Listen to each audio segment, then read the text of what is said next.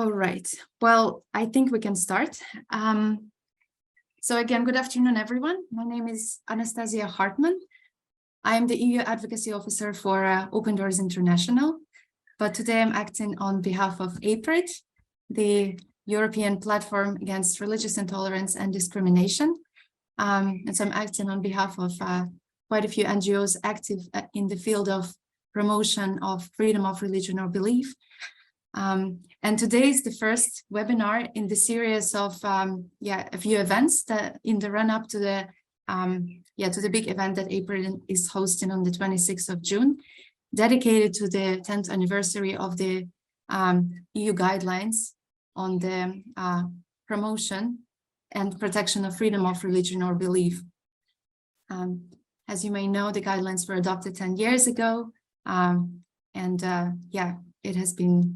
it has been quite a few years, and it's a significant milestone that the guidelines actually were adopted and have been applied by the EU institutions. So today we are hosting the first webinar to just take stock of how the guidelines have been applied so far and what the challenges have been maybe of addressing FoRB in this dimension. And our guest speaker today is John Kinahan. And I would like to give a quick introduction to our speaker. John, are you with us? Hello. I'm with you. Yep. Perfect. So John is originally from Ireland, and he works for Forum 18, which is an organization that provides truthful, original, detailed, and accurate monitoring and analysis of violations of freedom of thought, conscience, and belief in Central Asia, in Russia, in Russian-occupied Ukraine as well, and in government-held Ukraine and Belarus, and the South Caucasus, and also in Azerbaijan. The name of the organization, Forum 18, comes from Article 18 of the two big documents of the Universal Declaration of Human Rights and also the International Covenant of Civil and Political Rights. Article 18 that deals with freedom of religion or belief. And John also has worked on freedom of thought, conscience, and religion issues since 1997, and he is a member of the OSCE panel of experts on FoRB. So this is the first webinar. John is our first speaker. I also should mention that we have a few other webinars coming up in the next 2 weeks. And before we start, I should also mention that our webinar is recorded. So John, good afternoon. Thank you so much for joining us today. It is a pleasure to be interviewing you.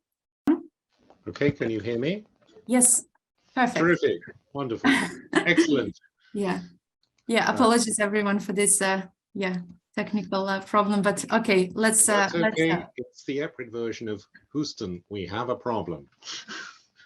Yes, indeed. That's fine. And if you watched Apollo 13, it ends well. So yeah, that's indeed a good way of looking at it.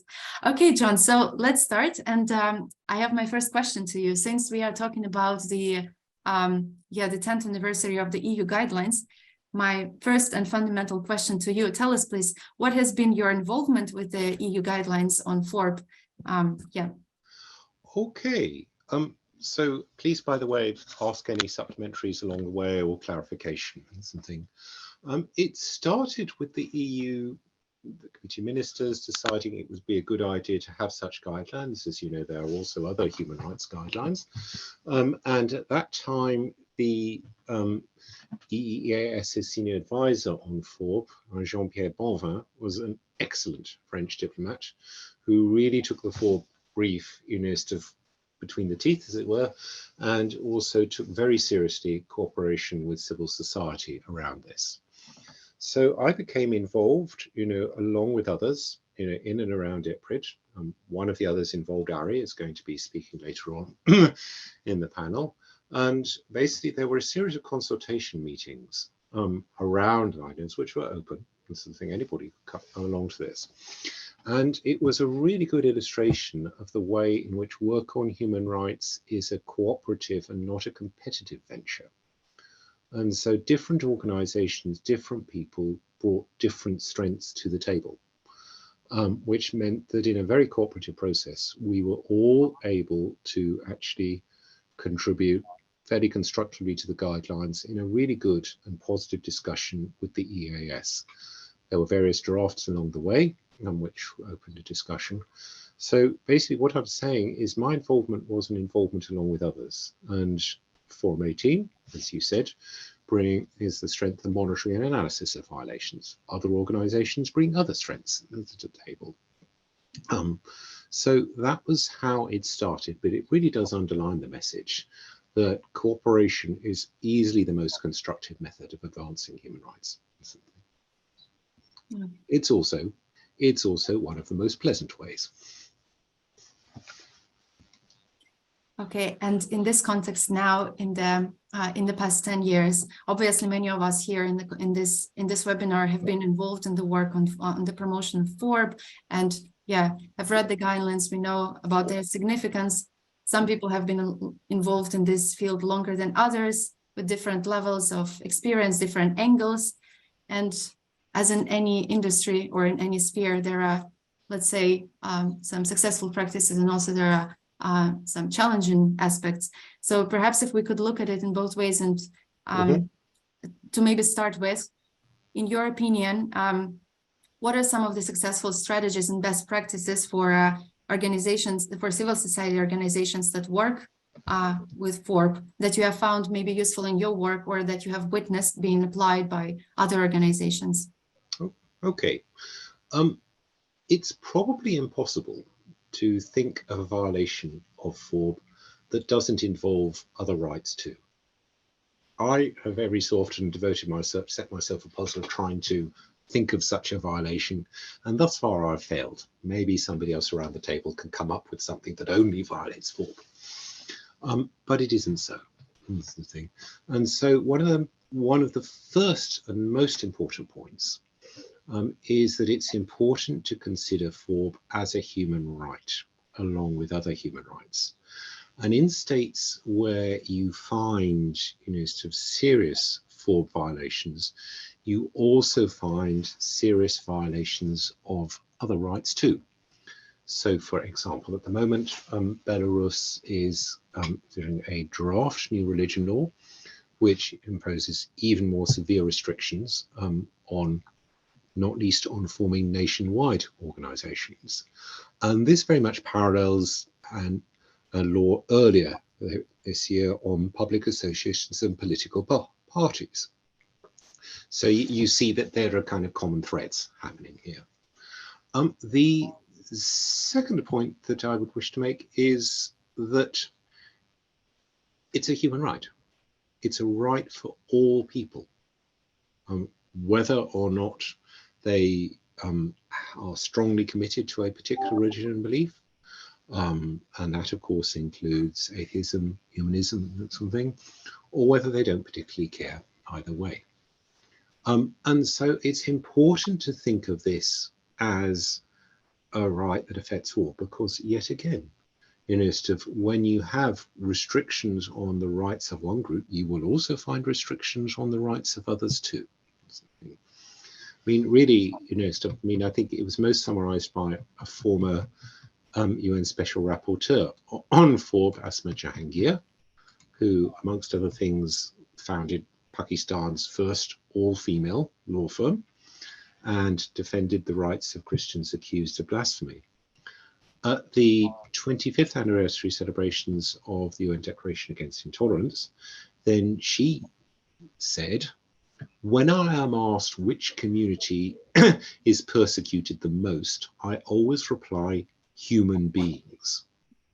And that's a really important insight. So bringing together, take seriously it's a human right, take seriously it affects all people. And the third thing is understand exactly what the reality is we're trying to address. Because if you don't know what the problem is, it's rather difficult to solve it. And so it's really, there is the very first step, and it's why you find it in the guidelines, you also find it in some other states, guidance is to assess the situation on the ground. And here it's important to note that the guidelines don't expect the EEAS to do absolutely everything. I mean, we all know the EEAS is rather overworked and all has rather a lot to do. The guidelines foresee cooperation with civil society organizations to use good contacts, good information that there is from civil society organizations. So those would be the three things. Understand this as a right along with others, understand that it affects all people, and find out exactly what the problem is. And in many cases, there will be publicly available information. So that would be what I would say in answer to your question about the challenges of addressing this for civil society organizations. Right. And of course, that also affects member states and the EEAS. Yes, certainly. Indeed, the EU guidelines on FoRB, they set out certain commitments that the EU made to promote in its external relations through the work of the EEAS, freedom of religion or belief as a fundamental human right. And like you said, not in isolation from other rights or contexts in which this right is exercised by people. And yeah, the EU is indeed the agent of bringing the guidelines to life. And in this way, concerning the role of civil society organizations in this process of, applying the guidelines, in real life, how can civil society work together with governments, with other stakeholders, including the EEAS, to maybe enhance the implementation of the EU guidelines on FoRB? Okay. So one thing is, of course, work together with those who are actually committed to abolishing FoRB violations. There are governments around, who engage in quite intensive lobbying, including in Brussels, who claim that they are terribly in favor of religious tolerance. They are different sort of thing. It's absolutely wonderful. But when you look at their own human rights record, it's appalling. And they're responsible to serious FoRB violations. So one of the first things is be discriminating in who you work with. Don't contribute to the foreign propaganda efforts of certain states. Azerbaijan, Kazakhstan will be two that spring to mind. Russia started on that bandwagon too, and so on. The second thing is, when you've identified really serious actors, actually work together. The way in which EPRID and others came together around the guidelines and around drafting them was, I would suggest, a rather good model, because we all identified we had a shared common goal, and that included in the EEAS about producing really good guidelines. We identified that we all had different strengths that we could bring to the table, and we worked hard together to do this in a very cooperative process. Because, as I said at the beginning, we all bring different strengths and indeed weaknesses to the table, but together we can address these. And so the two-pronged approach is: be serious about who you work with. Don't just work with anyone. I'll say I'm plenty of something, but also, and this flows from the point earlier about understanding the context, also understand what one is addressing. And so we are dealing with states where there are very serious human rights violations, where there is a real climate of fear around. And so that means that it is often very difficult, if not indeed impossible, for people within some states to be able actually to address what's going on in their states. It does not mean we are those of us who are outside those states are authorized to speak on behalf of others. So one of my pet hates is the slogan "voice for the voiceless." But it does mean that we must ensure that we listen hard to local voices and we understand the constraints that they are under in speaking. And that, of course, also means that we have to prioritize, their security. So, for example, very frequently in issues, we're writing about, we recently wanted an article on pressures within Tajikistan around, intrusive requirements on burials. then in many cases, you will see in our articles, as you will see in other human rights organization articles, such and such who wish to remain anonymous for fear of state reprisals. And we also need to understand that it is the serious human rights violations that set the agenda, not necessarily the things that are most important within EU states. Which is not to say that there are not important issues in EU states, but it is to say that if you're addressing a particular context, take seriously what's important in that context. Right. Indeed, there are a lot of considerations that, we should take into account, or we need to be mindful of when we deal with issues on FoRB or when we cooperate with governmental institutions. And I wonder, do you think there are particular challenges that member states or indeed the EU authorities can face when they address FoRB issues? Undoubtedly. There's one very big challenge, and it's called trade. So the EU has recently opened trade agreement negotiations with Tajikistan. The claim is that human rights is taken seriously and is at the basis of this, This is clearly nonsense, because if this were the case, there is absolutely no chance at all, of human rights being taken seriously in the current regime in Tajikistan. It's one of the most serious human rights violators around, possibly in Central Asia, as well as certainly in relation to the rest of the world also. The unelected government, and it's often neglected, the idea that, remember, the right to a free election is also a human right. It's also one of the total packages. When you have an unelected state, don't expect that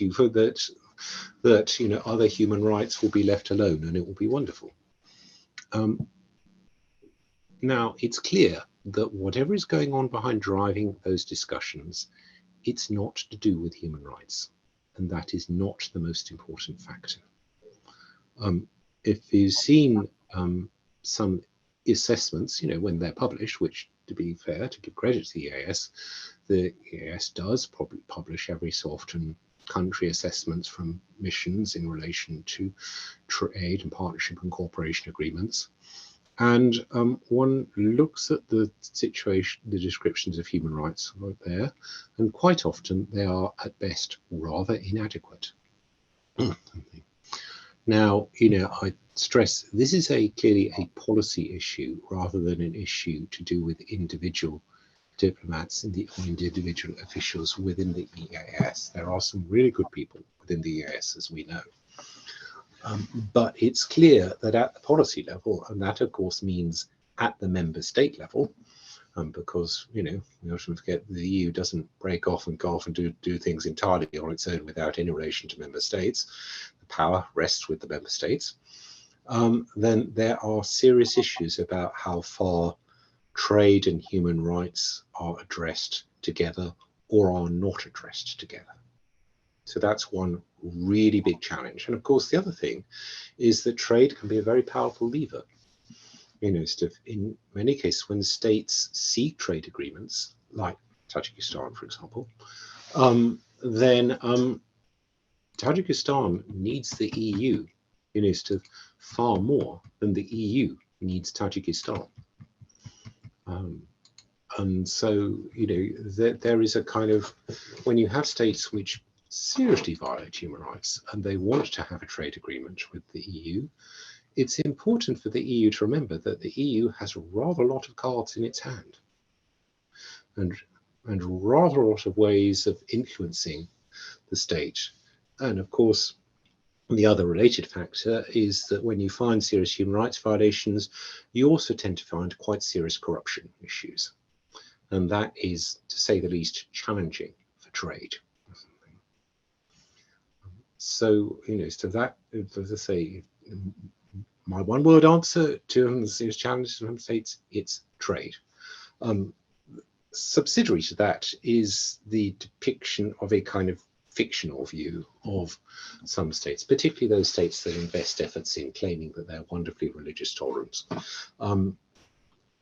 Some member states officials will tend to believe such claims at face value, and without thinking, okay, that's a great claim, let's look at what the human rights situation is. So, and then let's see how far that claim matches reality. Often it doesn't. Right. Okay, well, that's a very interesting answer to the question, I must say. And if I may now turn to the Q&A section, there is one question asked to you, John, and I would like to encourage everyone, if you want to ask a question to our speaker, please feel free to post it in the Q&A. But John, there is one question asked: in the context of global crisis, particularly in the Sahel, how will the EU guidelines and FoRB contribute to promoting social cohesion, knowing that in countries like Mali, for example, where a new constitution is about to be adopted, a lot of discussions have been raised about laïcité, I think. Yeah, can you comment on that? No. In human rights terms, second best isn't good enough. And Forum 18 monitors and analyzes, to the states that that you've identified. These are the contexts that we know something about.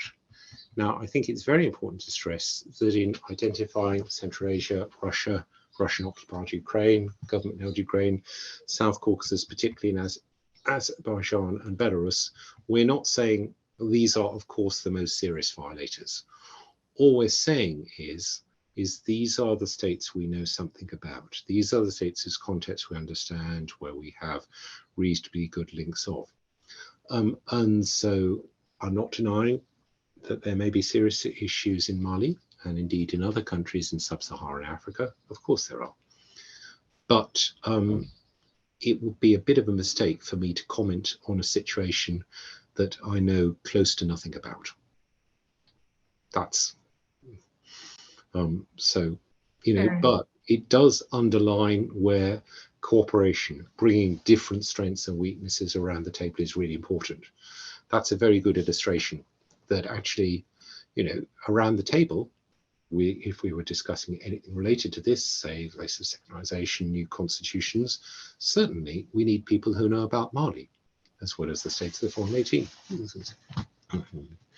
Does that answer the question or not? I look to the questioner.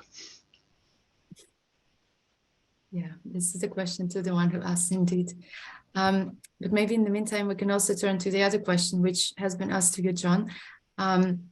Should defense organizations assume the responsibility for safeguarding individuals from being coerced into adopting specific beliefs or religions?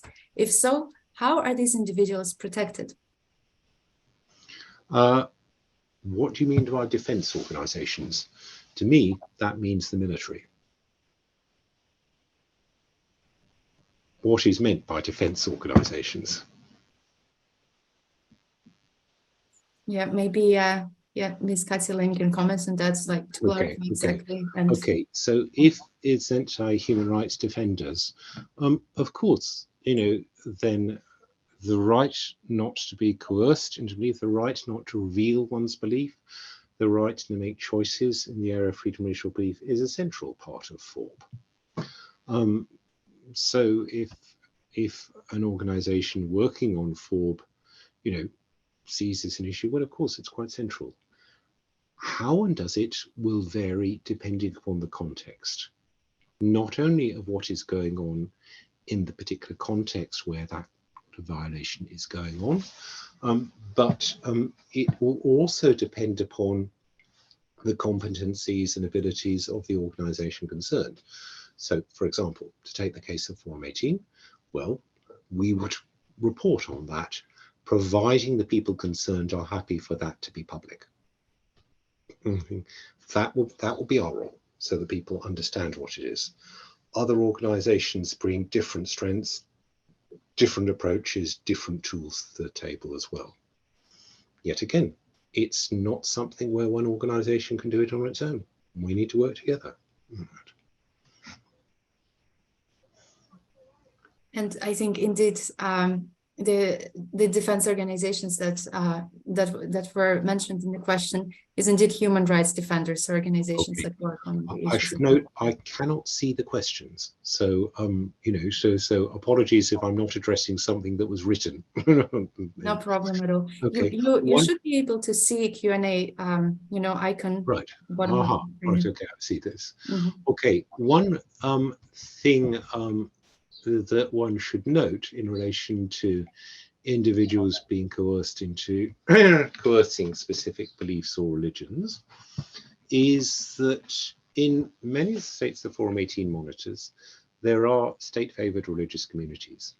In many cases, they will be under strong central government control. So, for example, in Central Asia, you know, all of the public expressions of Islam are all under state control, not only externally, but also in terms of what goes on inside them. People who wish to express their Islamic beliefs in ways outside of state control are often targeted for arrest, torture, long-term jailings, you know, harassment, and so on. So in terms of thinking about coercion into particular beliefs, it's also important to look beyond just one particular part, one particular belief. I mean, we will, I think most of us be familiar with the idea that large groups of human beings have different opinions and different views and different approaches. Religious communities are exactly the same. And so in states with state-controlled religious bureaucracies or communities, it's very important not to accept at face value, the claims of the leaders of those state-controlled communities to speak on behalf of everybody in their communities. There can be very different approaches, and FoRB defends that right for the individual to make that choice and also to come together with others to express their choice and to live it out.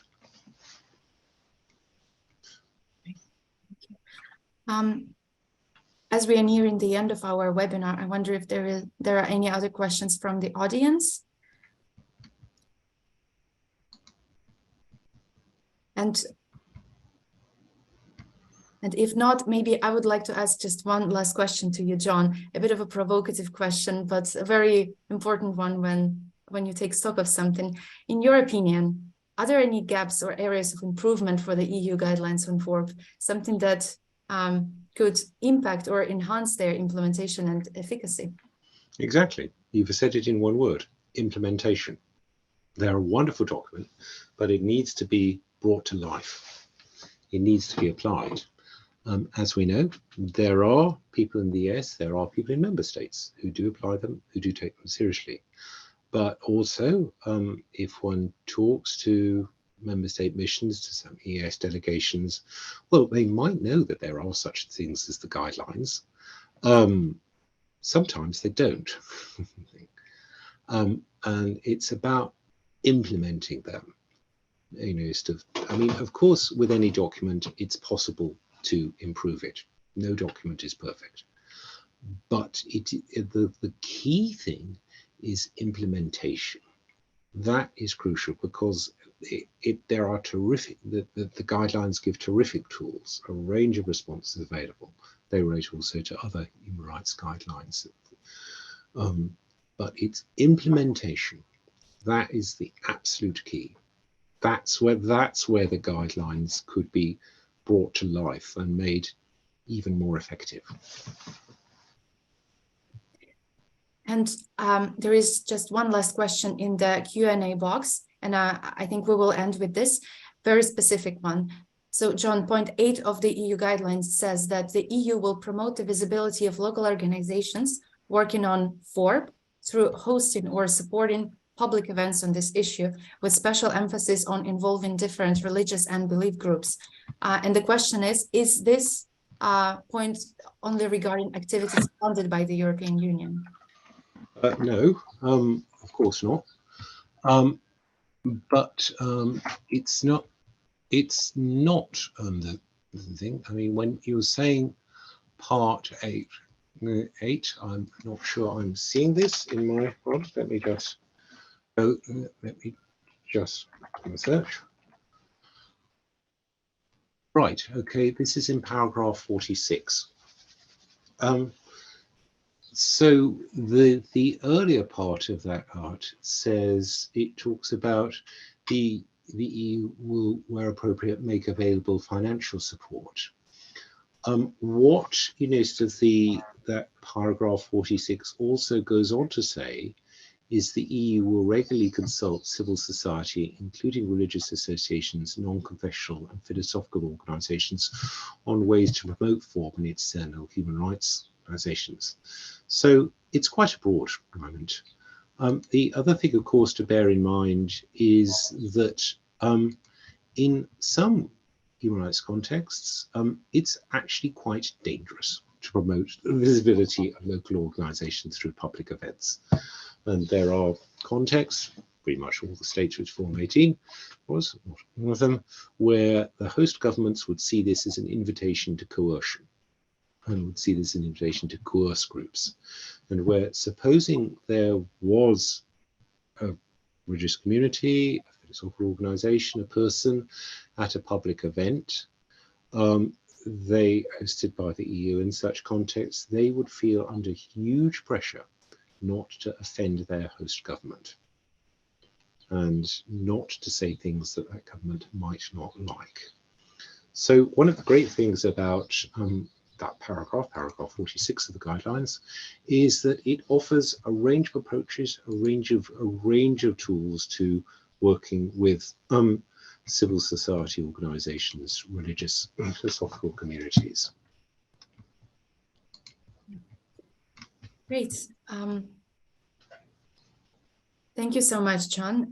Yeah, I believe it was the last question, and we are at the end of our webinar. It was extremely interesting. Thank you so much for sharing with us your experience and just some insights into how the promotion of FoRB is done.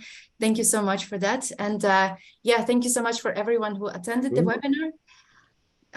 Yeah, I just want to draw your attention again to the chat box, and there is a link posted for you if you want to learn more about the upcoming episodes of our short series leading up to the, again, main event that we are organizing on the 26th of June in Brussels.